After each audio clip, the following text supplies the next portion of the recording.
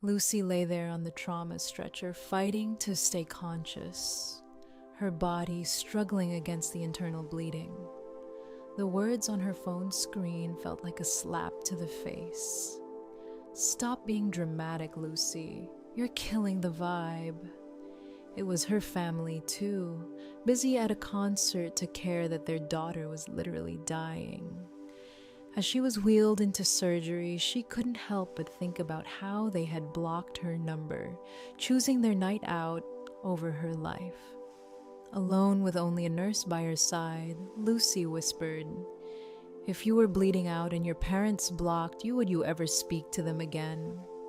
She was dying and they couldn't even be bothered to check on her. The truth was clear, she had no one. Lucy woke up in the recovery room, the lingering taste of anesthesia heavy in her mouth.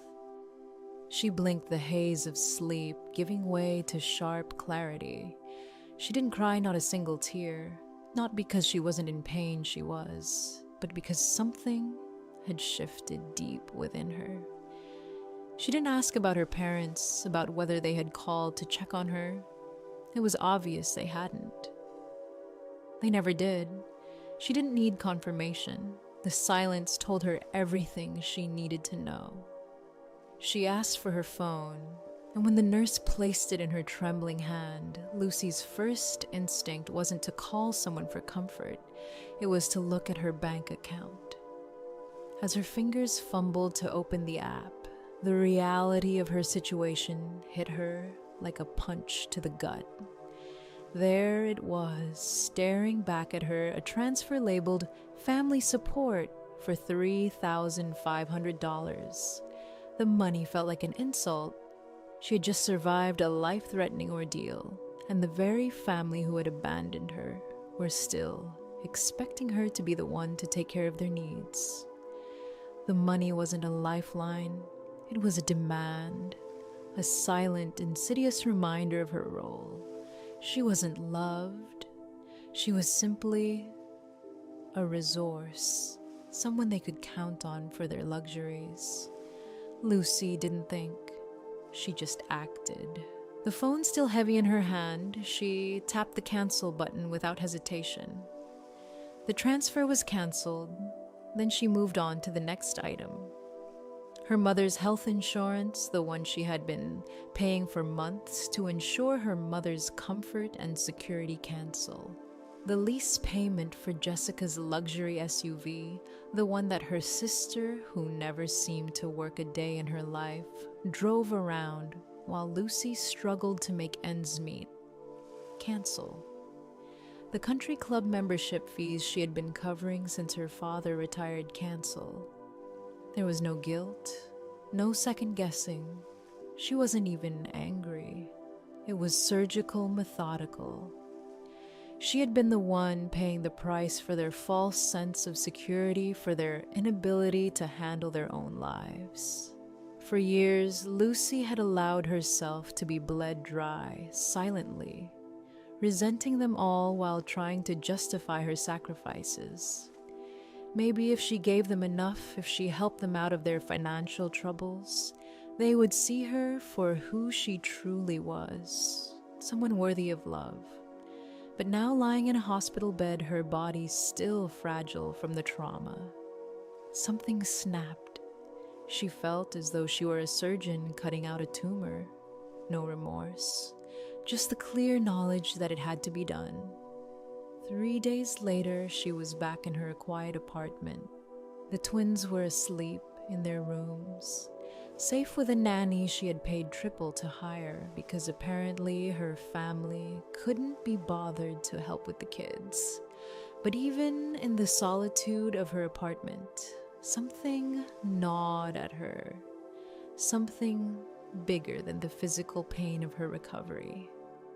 She opened her laptop not to scroll through social media or find some distraction, but to face a truth she had been avoiding for years. She pulled up the spreadsheet, the one she had secretly kept for 8 years. It wasn't even a conscious decision anymore. There it was, always in the background, an unspoken record of her financial contributions to her family. She scrolled to the bottom and the number hit her like a wave of nausea. $450,000. She stared at it. It seemed impossible. How could it be that much? It wasn't just money. It was the story of her life. It was the car payments for Jessica's Range Rover, the thousands of dollars spent keeping her parents afloat while she was stuck driving a dented sedan with 2 car seats in the back. It was the renovations to their house, the new furniture, the luxury vacations she had financed while she worked double shifts during her fellowship. There was always something more, always something. They needed something they wanted, and she had always been the one to provide. But they never said thank you, they never showed gratitude, and they certainly never acknowledged the sacrifices she made. There were no heartfelt messages of appreciation, just the occasional thumbs up emoji, a hollow gesture that barely seemed worth the effort. Lucy had spent years trying to buy their love. It was all she knew. She thought that if she just gave enough, if she just covered their bills and cushioned their lives with her hard work, they would finally see her for what she was. Someone who had always been there no matter the cost. But sitting there alone in her apartment, she finally understood the equation. She had been doing the math all wrong. To a normal person, $450,000 is a life-changing gift. It's a down payment on a house, a retirement fund, the kind of money that could change your world. But to a narcissist, to her parents, that money wasn't a gift. It was rent. They believed she owed it to them simply for being born. She had been paying a subscription fee for the privilege of being their daughter. While Jessica got to enjoy the luxury of a life free from responsibility, Lucy was shackled to their expectations, to their insatiable need for her support. The realization was so clear it almost stunned her. They never appreciated the money because they believed they were entitled to it. They had convinced themselves that she had no choice but to pay their way, that it was her duty. And the worst part, she had let them. She had allowed herself to be manipulated into thinking that this was love, that this was what it meant to be a daughter, to be a family. She closed the laptop with a snap. The time for this was over. There was no more giving, no more financial band-aids for their broken lives. They would have to figure it out on their own now. The bank was closed. The payments stopped, and for the first time in years, Lucy felt free. No more guilt. No more trying to buy their affection. Just a hard, clean break from a family who had never truly seen her. She wasn't sure what came next, but she was done being their lifeline. She had carried them for too long.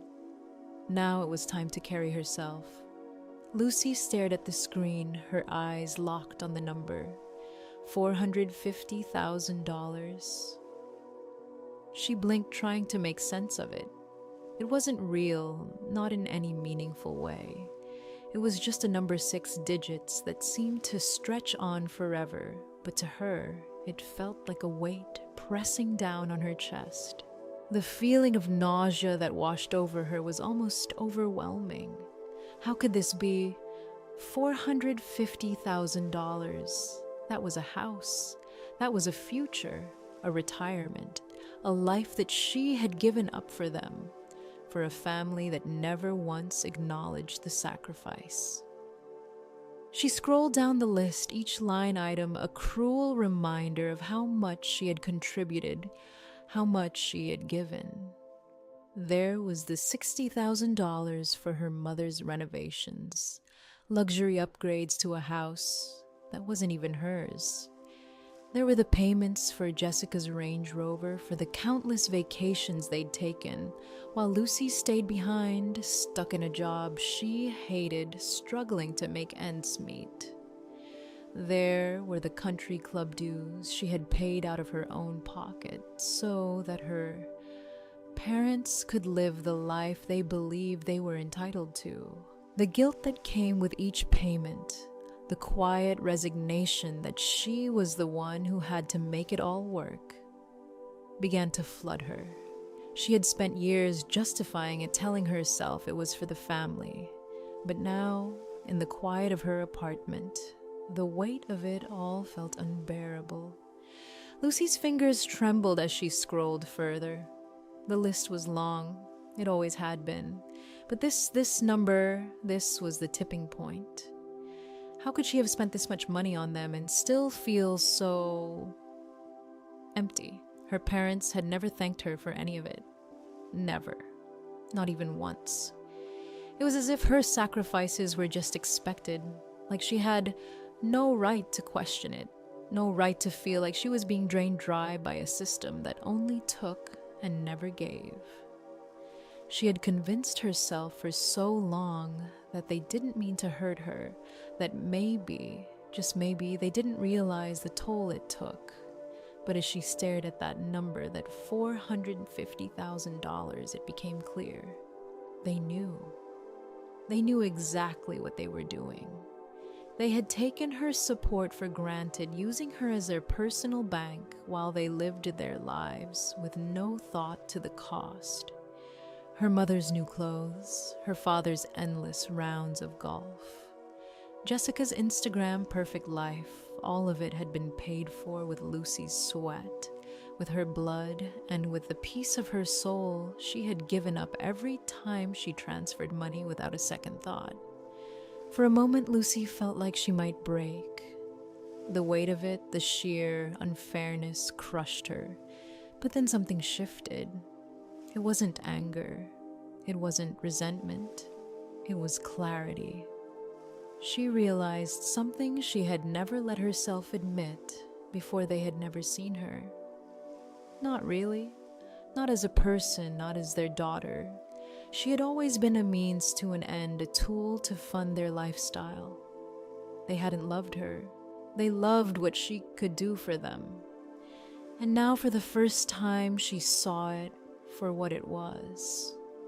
It was exploitation, pure and simple. Lucy closed her eyes, feeling the sting of that truth. She had spent years trying to buy their love, trying to prove that she was worthy of their attention, worthy of a place in their world. But now the illusion was gone. They didn't need her. They never had. She was just a source of income, nothing more, nothing less. And that realization made her sick to her stomach. She wanted to scream. She wanted to throw the laptop across the room and smash it into 1,000 pieces. But instead, she sat there frozen, staring at the screen, her mind spinning. $450,000. A lifetime of sacrifice. A lifetime of trying to buy affection. And for what? For them to block her number when she needed them most. For them to carry on as if nothing had ever happened. As if her life and her struggles were nothing more than an inconvenience. It wasn't just the money. It was the betrayal. The sense of being invisible, of being a ghost in her own family. She had given them everything. Everything. And yet when she needed them most, when she was lying on that trauma stretcher dying alone, they chose their night out over her life. Lucy's hand hovered over the laptop, her fingers shaking as she fought the urge to cancel everything. The payments, the support, the entire facade of family. But she didn't hesitate for long. With a quick, decisive click, she closed the laptop. That was it. She was done. There was no more justifying it, no more pretending that they would ever see her for who she truly was. They had made their choice, and she had made hers. $450,000 was the price of her silence, her sacrifice, her self-deception. But no more. She would never again pour herself into a bottomless well of need, hoping for a drop of love in return. It was over. She didn't need them. She never had. It was time to stop giving and start living. And in that moment, Lucy knew she had made the right decision. The weight of $450,000 had lifted, replaced by something she hadn't felt in years: freedom. 2 weeks passed and the silence was deafening. Lucy's phone never rang. No one called to check on her to see if she had recovered or even to ask how she was feeling. There were no messages of concern, no words of love or support. Not from her parents, not from Jessica, not from anyone. The only thing she saw in her inbox were notifications for overdue payments, reminders for bills she had canceled, and a few terse emails about the family support she had withdrawn. It was like her survival didn't even matter to them. The silence wasn't just a lack of communication, it was a message. A statement that, without the money, Lucy was invisible to them. They weren't worried about her health, her recovery, or her well-being. All they cared about was the cash flow. That was the bond that held them together, not family, not love, not genuine connection. She checked her phone logs just to be sure, even though she knew deep down that no one had reached out. Not a single call to the hospital, not a single inquiry to ask if she had survived the surgery, not even a text message. Nothing. Her family, the very people who were supposed to be her support system, had disappeared into the ether the moment she stopped paying for their lives. But then the messages began to trickle in. They weren't concerned with her, but they were concerned about the money.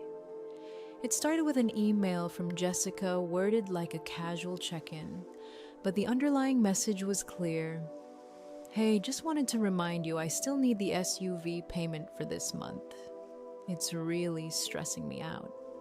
Stressing her out, Jessica hadn't once asked how Lucy was feeling, how the surgery had gone, or if she was even alive. She didn't care. The money was what mattered. Lucy wasn't a sister in need of support. She was a transaction that had stopped making deposits. Next came an email from her father with an even colder tone. I noticed you canceled the insurance payment. We need that to keep the policy active. Don't make this difficult. The audacity. Her father, who hadn't even bothered to check in on his own daughter, was now demanding money like it was his right.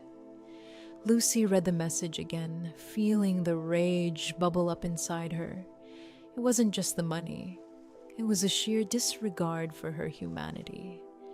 The cold, calculated entitlement that had been a part of her family dynamic for as long as she could remember. Her mother's message was next, a voice note that was just a few seconds long. The rent payment was due on the 5th. I've sent you the details again. Don't make us chase you. No apology, no concern for Lucy's health.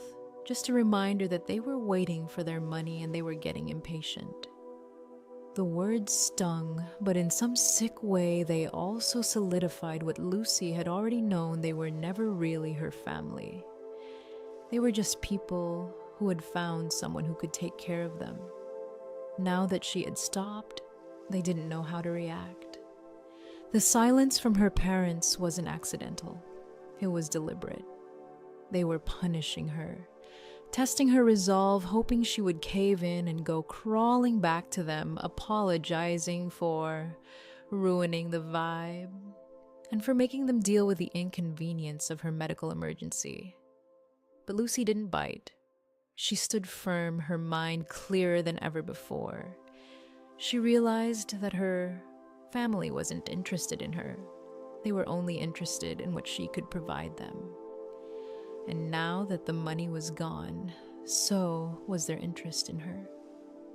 The more the silence stretched, and the more she understood that she was no longer a part of their world. Not because she had changed, but because they had always seen her as a means to an end, a tool. and once she had stopped being useful, she was discarded. Their messages weren't about family, they were about control. And Lucy was done being controlled. The air on the yacht was thick with anticipation as Lucy stepped onto the deck. The grandeur of it all a stark contrast to the storm brewing inside her. Her parents were already there, playing the part of the perfect wealthy couple. Her mother, in a gown that cost more than Lucy's first car, was laughing a little too loudly at something one of Vincent's guests had said. Her father's cigars in hand was giving a little financial advice to anyone who would listen, puffing out his chest like the king of the world. And Jessica, of course, was off by the railing, posing for selfies in the kind of moment that would make anyone with a pulse believe her life was perfect. They hadn't seen her, not yet. They were too wrapped up in the world they had created for themselves, the world Lucy had paid for, the world that had allowed them to pretend they were someone they weren't. The yacht was gleaming, the champagne was flowing, and everything seemed flawless. But Lucy wasn't here for the party. She wasn't here for the smiles and the pleasantries. She was here for something far more important: truth. She walked past them, her heels clicking on the wooden planks. They didn't even notice her at first, lost in their own world, too consumed by their superficial lives to acknowledge the daughter they had so cruelly discarded. But then her father's voice cut through the chatter, a strained, almost desperate tone creeping in as he turned around. "Lucy," he asked, his voice tight. The way he said her name, it wasn't a greeting. It was a demand for her to conform, to slip back into her old role, the one she had played for so long, the one of the dutiful daughter who paid for their lives without question. "Hello, Mother.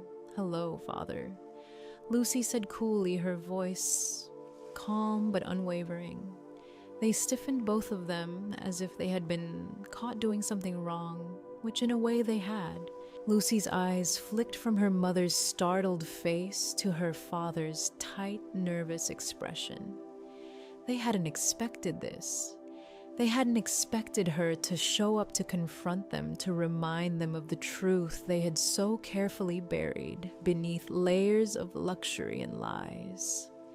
"What's this about?" Lucy, her father hissed, stepping closer, his face contorting with irritation. "This is Vincent's retirement party. Don't make a scene. We need to make a good impression." He was trying to control her again, trying to dictate the terms of her existence just like he always had. But Lucy was done playing by his rules. She wasn't going to be silenced any longer. "I'm not here to make a scene, Father," Lucy replied smoothly, her eyes steady. "But I think it's time for the truth to come out. The truth about who you really are, about what you've done." Her mother's eyes narrowed, her lips twisting into a snarl. "Don't you dare, Lucy," she warned, her voice sharp. "Not here, not now." But Lucy wasn't listening anymore. Without a word, Lucy reached into her bag and pulled out the remote control she had carefully prepared for this moment. She pressed a button and the massive projection screen behind her flickered to life, cutting through the conversations and the laughter. Images began to flash on the screen, one after another. On the left was a hospital admission record, clear and official. Patient Lucy Whitmore. Status: critical internal hemorrhage. Time of admission 7:14 p.m. The room fell deathly silent as Lucy spoke into the microphone, her voice cold but steady. "This is when I almost died," she said, watching her parents' faces turn pale as the crowd shifted uncomfortably. And then the next image appeared on the right side of the screen, a screenshot of a text message. The words scrolled into view, one sentence standing out above all others. "Stop being dramatic, Lucy. You're killing the vibe. Jessica has been planning this outfit for months. Call an Uber for the kids." The message was from Jessica, the one person Lucy had once thought would understand her, the one person she had bent over backwards to help. The shock in her parents' faces was palpable. Her father's cigar dropped from his hand, the ash scattering across the deck. Her mother's face drained of color as she struggled to maintain control. Jessica had stopped mid-selfie, her phone lowering slowly as she looked at the screen, and for the first time, Lucy saw her sister's carefully crafted facade crack. Lucy's voice rang out, unwavering. "I almost died that night," she repeated, her gaze locking with her parents. "But you were too busy at a concert to care. You chose your night out over your daughter's life. And this," she gestured to the screen, "is what you thought was more important."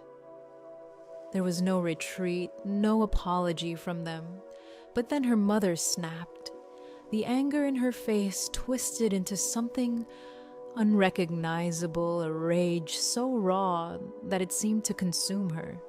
She stormed forward, pushing a waiter aside. "Turn it off," she screamed, grabbing at the microphone stand, her voice shrill with fury. "Turn it off right now, you ungrateful, unstable little liar." The crowd stood frozen, unsure how to react. The humiliation was unbearable. Her mother's words dripped with venom. "She's crazy." The accident scrambled her brain. "She's on painkillers. She's an addict," she spat, pointing a shaking finger at Lucy. "I am reporting you to the medical board tomorrow. I'll have your license stripped. You are mentally unfit to be a surgeon. You will never work again." But Lucy didn't flinch. She didn't cower like she once would have. She didn't beg for forgiveness. No, this time she was the one in control. She waited for her mother to take a breath, then reached into her bag, pulling out the folder she had prepared earlier that day. "You can try to take my license," Mom Lucy said, her voice sharp as a scalpel. "But you're going to have a hard time finding a mailbox." Her father opened the folder. The paper shook in his hands as he saw the quitclaim deed, the signature from 5 years ago, his signature transferring the house to Lucy. The reality of what was happening hit him like a freight train. He looked up at Lucy, his eyes wide with terror as the truth of his own eviction began to settle in. "I'm not the daughter you kicked out," Lucy said, stepping closer to her parents, her voice cutting through their hysteria like a knife. "I am the landlord you stopped paying, and this is your 30-day notice to vacate." The silence that followed was deafening. Her father's face crumpled and Jessica was speechless, unable to hide her shock. The humiliation was complete.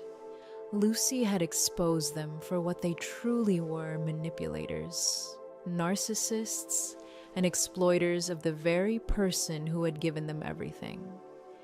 This was her moment of liberation, and there was no going back. The floor beneath them had dropped out, and Lucy had finally reclaimed her life. The aftermath of the eviction was everything Lucy had anticipated, and nothing she had expected. The house, the mansion her parents had once paraded around like a symbol of their success, was now in her name, but it was no longer a place that held any meaning for her. The neighbors had called it chaotic, and from what she'd heard, it had been. Her mother had cried in the front yard, clutching her pearls like they could shield her from the reality of losing it all. Her father had argued with the movers stubbornly, trying to unscrew a chandelier that no longer belonged to him. The image of them, once so proud and so untouchable, now reduced to frantic, broken people, was a bitter one. But Lucy didn't feel pity.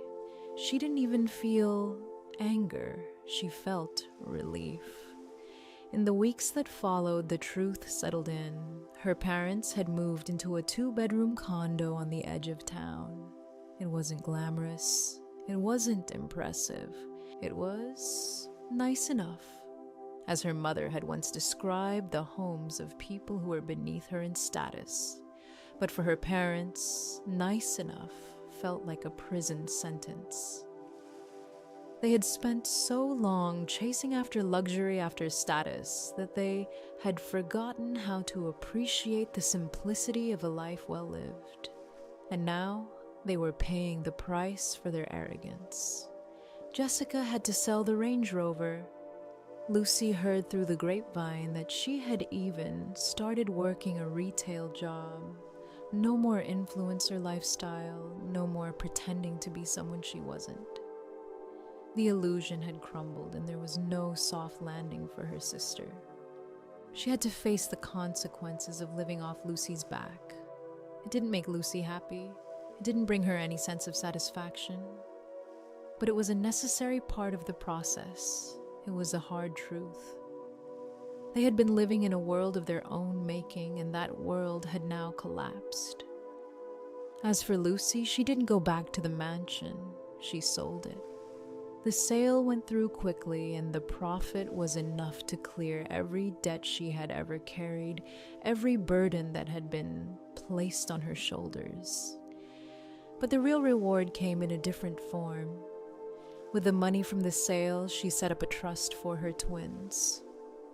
She wanted to make sure they would never have to face the kind of financial burden she had carried for so long, the kind of emotional manipulation she had endured.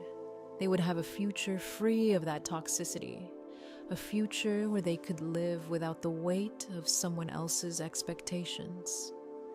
Lucy bought a house, not a mansion, not a symbol of status, but a home. It was a modest, warm place with a big backyard where her twins could run and play without fear. A kitchen where they could make pancakes on Saturday mornings, where they could laugh and live without worrying about ruining the vibe. It was the kind of house that felt like a home, a place to create real memories, not ones built on lies and illusions. Sometimes, late at night, Lucy would think about the $450,000. It had always been the figure that haunted her, the amount she had sacrificed to try and buy her family's love. It had felt like a fortune then, like something she could never get back. But now, as she sat in her new home, watching her children sleep soundly in their beds, she realized something profound. She hadn't lost anything. Not really. She had paid a ransom, yes. She had sacrificed her own peace for their demands. But in the end, it was worth it. She had bought her freedom. She had bought her sanity. And in the process, she had bought her children a future that was secure, free from the burdens she had faced. Lucy had found peace in her decision. Not immediately, not without pain, but as time passed, she understood that cutting ties with her family wasn't a loss. It was the only way forward. The $450,000 was a price she had paid for her own liberation. She had been living for them, carrying their weight, trying to make them love her. But in the end, she realized she didn't need their approval. She didn't need to prove herself to anyone. For the first time in years, Lucy understood her worth. She had always been enough. She had always been strong, capable, and worthy of love, not because of what she gave, but because of who she was. She had spent too long trying to buy affection from people who would never appreciate it. But now, she had reclaimed her life, and with it, her sense of self. She was no longer the daughter they had used. She was Lucy, and she was free. Her children would grow up knowing the value of boundaries, of choosing themselves, of understanding that their worth was not tied to what they could give. They would never have to beg for love. They would know that they were enough, just as they were. And for that, Lucy was finally at peace. Lucy's journey wasn't just about cutting ties or reclaiming what was hers. It was about understanding the power of choosing herself. It's a hard lesson when many of us struggle with realizing that self-care isn't selfish and boundaries aren't a sign of weakness. Sometimes we need to take a step back from toxic dynamics, even if it means facing uncomfortable truths or making painful decisions. It's never easy, but the freedom that comes with standing up for yourself, with saying enough, is a gift that lasts. So, as you reflect on your own life, think about the boundaries you need to set. Think about the relationships that drain you and whether they're truly worth your energy. If you're ever in a situation where you're giving too much of yourself without receiving anything in return, remember this: you deserve more. You deserve peace, freedom, and the strength to choose yourself. If this story resonates with you, don't forget to like and subscribe, and share it with someone who might need a reminder that it's okay to put themselves first. Life's too short to keep giving away pieces of yourself. It's time to take back control and live for you.